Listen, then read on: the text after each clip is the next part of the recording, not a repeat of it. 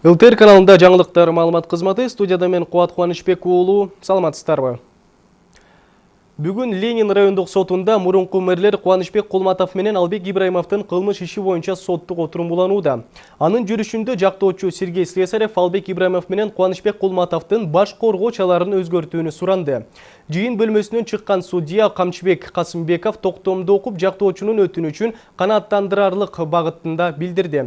Анын айтымында баш коргоо чарасын өзгөртүүгө негиз жок. Эске салсак, мурунку шаар башчыларына жемкорлук айыбы тагылууда. Албек Ибраимов мэр болуп турган кезинде $250 000 жана $20 000 пара алган. Бул каражат Дастан Инжиниринг компаниясынын кассасынан чыгарылган деп билдирилген Коопсуздук кеңешинин катчысы Дамир Сагынбаевдин маалыматында. Кубанычбек Кулматов былтыр 18 май күнү жемкорлук беренесинин негизинде кылмыш иши козголуп, айыбы 21 майда угузулган. Ага 2014 жылы Бишкек шаарынын мэри болуп турган кезде Калыс Ордо конушундагы мектеп жана бала бакчага бөлүнгөн акчаны мыйзамсыз колдонгон деп айып тагылууда.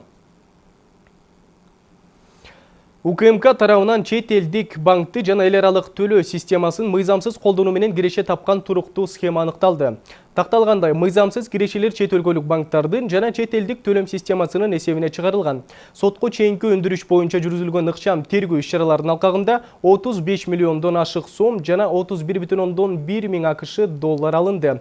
Мындан тышкары 2016 жылдан бүгүнкү күнгө чейин ушул ишке тиешеси бар ЖЧК компаниясы тарабынан чет элдик банктарга 1 миллиарддан ашык сом которулган. Азыркы убакта мекеменин жетекчиси чет элдик жаран УКМКнын убактылуу абагына киргизилди. Тергөө жүрүп жатат.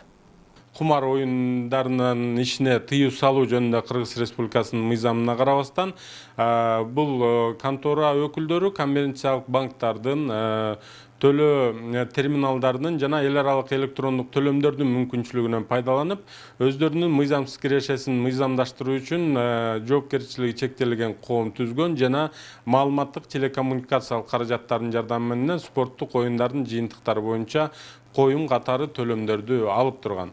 Азыркы убакта бул жоопкерчилиги чектелген коомдун жетекчиси чет элдик жаран Улуттук коопсуздук мамлекеттик комитетинин тергөө камак жайына киргизилди. Учурда тергөө жүрүп жатат.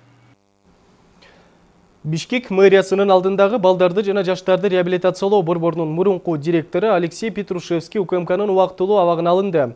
Ага кылмыш кодексинин 320 беренесинин 2 бөлүмү боюнча айып тагылды. Бул тууралуу комитеттин басма сөз кызматы маалымдады. Белгилей кетсек, Петрушевский балдарды жана өспүрүмдөрдү реабилитациялоо борборунун директорлугунан быйыл март айынын башында алынган болчу. Балдардын жана жаштардын реабилитациялоо борбору мамлекеттик мекемесинин мурунку башчысы Петрушевскийге Кыргыз Республикасынын кылмыш жаза кодексинин 320 беренеси боюнча кылмышка шектелгендиги тууралуу билдирүү тапшыруу чечими чыгарылган. Ушул эле күнү Улуттук коопсуздук мамлекеттик комитетинин тергөө органдары тарабынан ага кылмышка шектүү тууралуу билдирме берилип, Улуттук коопсуздук мамлекеттик комитетинин тергөө камак жайынын убактылуу кармоочу жайына киргизилди. Учурда бул факт боюнча тергөө жүрүп жатат. Ал эми башка кабарлардан Баткен облусунун Айдаркен шаарынын мэри Мухубилла Мумбаев берген арызына ылайык ээлеген кызматынан бошотулду. Тиешелүү буйрукка премьер-министр Мухаммедкалый Абылгазиев кол койду. Ошондой эле премьер-министрдин башка буйругу менен Кадамжай районунун мамлекеттик администрациясынын башчысы Аким Жаныбек Исаков берген арызынан ылайык ээлеген кызматынан бошотулду. Туризм чөйрөсү кирешелүү болуп, бюджетти туруктуу түшүүлөр менен камсыздап жана аймактарда кошумча жумуш орундарын түзүүсү керек деди өкмөт башчы Кыргыз туризм мамлекеттик ишканасынын ишмердүүлүгү боюнча кеңешмеде. Биздин өлкөнүн жыл ичиндеги туристтик потенциалын максималдуу натыйжалуу пайдалануу үчүн туризм тармагын өнүктүрүүнүн жалпы багыттарын аныктаган жаңы стандарттар жана механизмдер менен иштеп баштоо зарыл деди ал. Мамлекеттин бардык ресурстарын мобилизациялап, туризмди өнүгүүсүнө күчтүү өбөлгө берүү боюнча так көз караш болуш керек. Жаңы туристтик багыттарды аныктап, жаңы бизнес куралдарды киргизүү зарыл. Калк туризмди илгерилетүүгө активдүү катыша ала турган туристтик объекттер мүмкүндүккө жараша ар бир айылда түзүлүшү кажет. Өнүккөн өлкөлөрдө туризмдин үлүшү 12-13%га жетет. Бизде бул көрсөткүч 5%га гана барабар.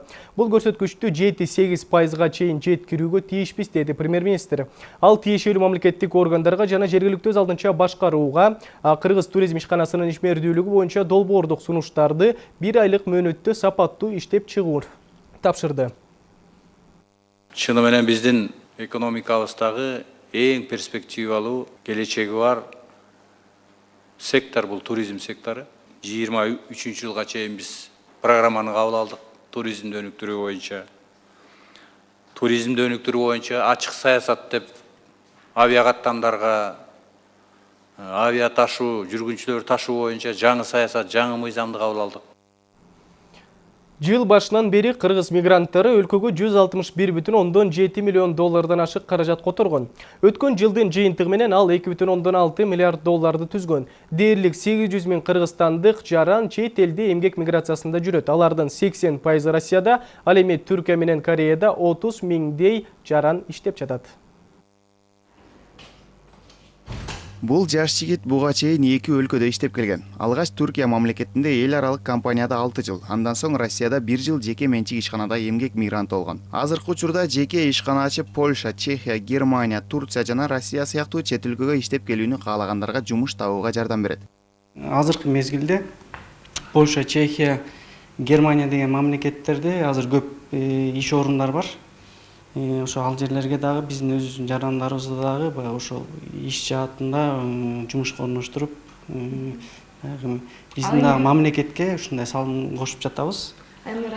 Чет жакта жүргөн кыргыз жарандары мекенге жыл башынан тарта 161,7 миллион АКШ долларын которгон. Бул тууралуу мамлекеттик миграция кызматынын миграциялык саясат бөлүмүнүн башчысы Майрамбек Бейшенов маалымат жыйынында билдирди. ЕСтин алкагында биздин мигранттар үчүн биз азыркы убакта сунуштарды берип жатабыз. Каттоо боюнча жеңилдиктерди киргизүү боюнча азыркы убакта биздин инициатива боюнча Российская Федерация менен, Казакстан менен, Армениядан ошондой жумуш топ бар. Ошол жумуш топтун ичинде биз ошондой суроолорду карап атабыз. 2019 жыл башталгандан бери чет өлкөлүк 7085 жаранга Кыргызстанда иштөө үчүн уруксат документи берилген. Бул тууралуу мамлекеттик миграция кызматынын чет элдик жарандар менен иштөө бөлүмүнүн башкы кадиси Мерим Беккожоева маалымдады. Анын айтуусунда алардын 80% Кытайдын жарандары. Бул деген Бишкек шаары жана бүт республика боюнча China Road компаниясынын өкүлдөрү тарабынан жол куруу жана оңдоо иштери жүрүп жатат дегенден кабар берет. Например, строительство нефтеперерабатывания. Андан тышкары өлкөдө Кытайдан адистерди тарткан көптөгөн уюмдар бар. Мисалы, Кара Балта, Токмоктогу мунайды кайра иштетүүчү ишкананын курулушу, ошондой эле Орловкадагы алтын кенин казып алуу боюнча комбинаттын курулушу, иштөө үчүн уруксат алуу боюнча экинчи орунда Түркиянын жарандары турса, алардан кийин эле Корея жана АКШ турат. Келечекте чет жактан Кыргызстанга келүү эмгектенгендерге патент системасын киргизүү каралууда. Ага ылайык анын баасы 500 сомдон 1000 сомго чейин болот. Ал арада Россиянын кара тизмесине кирген 7000 кыргызстандык миграциялык мунапыстын негизинде тизмеден чыгарылды. Ильяс Анарбай уулу, Жанадил Абубакир уулу, ЛТР Бишкек. Курчап турган чөйрөнү коргоо жана Токой чарба кенттигинин кызматкерлери кесиптик майрамын белгилешти. Анда мамлекеттик кызматкерлери да чакырылып, экологияны сактоого чоң салымын кошкон мыктылар төш белги дипломдор менен сыйланды. Белгилей кетсек, 5-июнь бүткүл дүйнөлүк айлана чөйрөнү коргоо күнү болуп эсептелет. Ал 1972 жылы 15 декабрда БУ тарабынан белгиленген. Кыргызстандагы бул тармактын адистери бул күндү 31 жолу белгилөөдө. Жыйында аталган агенттиктин директору аткарылып жаткан иштер тууралуу маалымат берип, калкты абаны булгоочу заттарды колдонбоого чакырды. Дагы бизде ушул көп маселе болуп атат, атмосфералык аба. Бул жерде биз ушул биздин автоунаалардын, күйүүчү майлардын сапатын биз жакшылап караш керек. Биз Евро 5 менен ушу К5 өтө турган болсок, биз ошол маселени чечкен болуп эсептейбиз. Андан сырткары дагы эмне үчүн элдер ушул биздин автоунаа менен жүрүп атат Бишкекте, башка шаарларда деген ушул чоң автобустарды, жаңы троллейбустарды коюп көчөлөргө дагы бир тартиптап келбесек, биз шарт түзүп бербесек, элдер ушинтип унаасы менен жүрө берет. Бул сааттарга алынган жаңылыктар түрмөгү дал ушундай болду. Биз менен бирге болуңуздар.